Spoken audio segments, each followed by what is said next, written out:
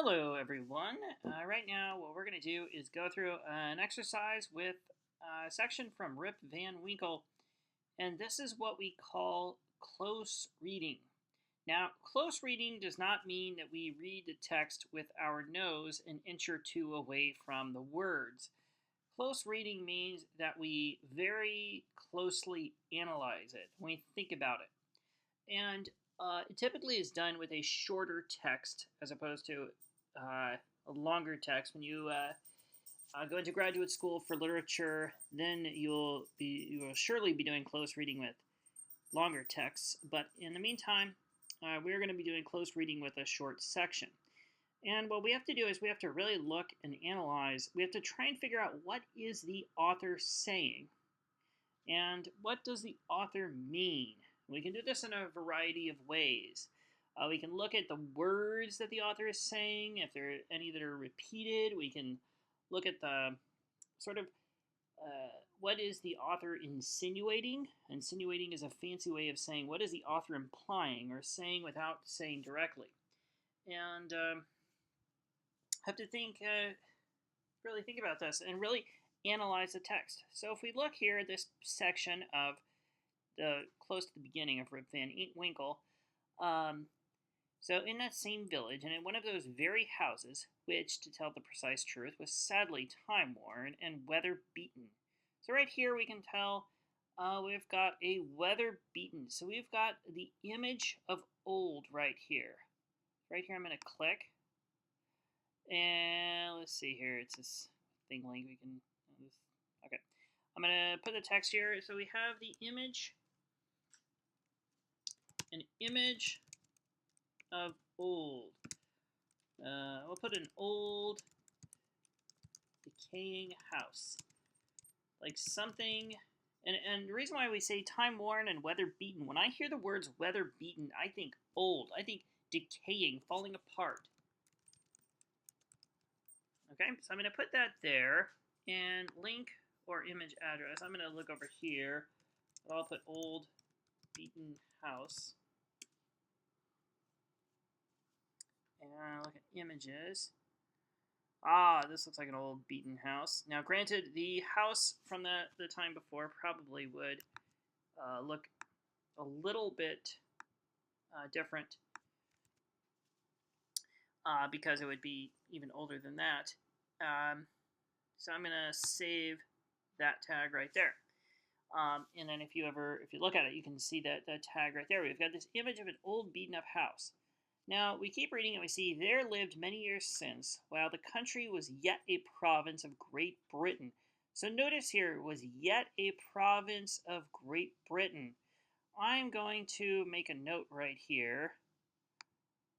I'm going to say that this was before the Revolutionary War. So we have, this means that this part of the story began before 1783, because 1783 was when Great Britain officially recognized the independence of the United States. So we've got that. We've got a little piece of information right there. Then we say a simple, good-natured fellow by the name of Rip Van Winkle. He was a descendant of the Van Winkles, who figured so gallantly in the chivalrous days of Peter Stuyvesant. Now, I'm going to notice here, the author, Washington Irving, is known as, one thing I know about Washington Irving is that he was kind of a humorous writer. He meant to not try and, write tragedies or serious stories. So right here, I'm going to make a note of the Winkles. And I'm going to say this word is repeated a couple of times. It doesn't sound very frightening or bold. I'm going to say here, I think the author is making fun of this character. I don't think that Rip Van Winkle is someone people are going to be afraid of. I mean, would you be afraid of a man named Van Winkle? It doesn't sound very scary. And also, right here, he was a descendant of the Van Winkles, who figured so gallantly in the chivalrous days of Peter Stuyvesant. Now, right there, I'm going to make a note. Stuyvesant is very important. Stuyvesant was a Dutch leader in the 1600s. So Stuyvesant was a Dutch leader in the 1600s. So he descends, we're going to say here, I'm going to put Rip Van Winkle descends from people who fought for the Dutch a long time ago. Now, that's the one thing I'm going to put, though, with that. We know that information, but let's say, why is it important? It is important, and this is the analyzing it. This demonstrates that Rip Van Winkle came from a distinguished noble family. There we go. And I'm also going to put a picture of Peter Stuyvesant here. So I think that would be a good thing to add. Peter Stuyvesant, be careful, there is a famous high school in New York City that is named after Peter Stuyvesant. So right there, we've got this picture of Peter Stuyvesant. I realize that doing this in the iPad will be a very different. There we go. We've got that tag right there. Okay, and accompanied him to the siege of Fort Christina. So he fought in a very powerful war right here. He inherited, however, but little of the martial character of his ancestors. I asked you this question on the curriculum, and it's very interesting. Some of you nailed this. Some of you had some trouble with it. He inherited little of the martial character. That means that Rip Van Winkle he did not inherit the greatness of his ancestors. So I'm going to make a note of this. This contrast. Now, why does the author do this? That's the big thing about close reading. The author is contrasting, making a humorous contrast. And I'll put right here, the author contrasts Rip Van Winkle's glorious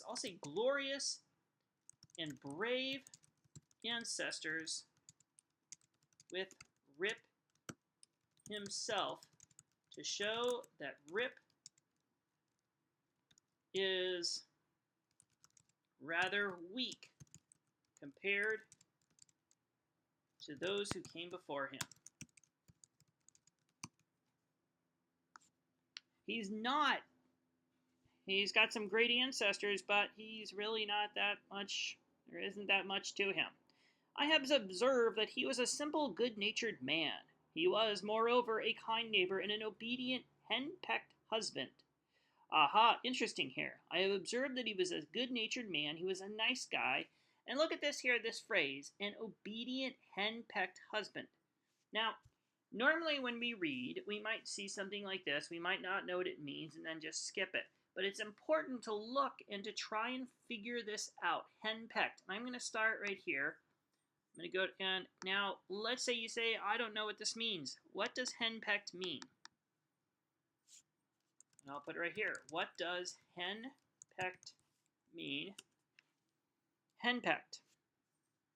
We're going to look at this dictionary. And a man continually harassed or tormented by the persistent nagging of a woman, especially his wife. Okay? So we've got that definition, and we can also look at another at Yahoo. They said the term henpecked is almost always described a male who is dominated by his female partner. So that is what people say right here. So this means, notice this is a clue as to what Rip is like. This is a clue that Rip is a very nice man who is controlled by his wife. And we're going to save that. Now, generally with videos, I try to keep them under 10 minutes, so that way you can keep your attention. I might go a little bit later. We'll go a little bit longer here. Indeed, the latter circumstances might be owing to that meekness of spirit which gained him such universal popularity. Okay, that meekness of spirit. Now let's look here. What does meekness mean?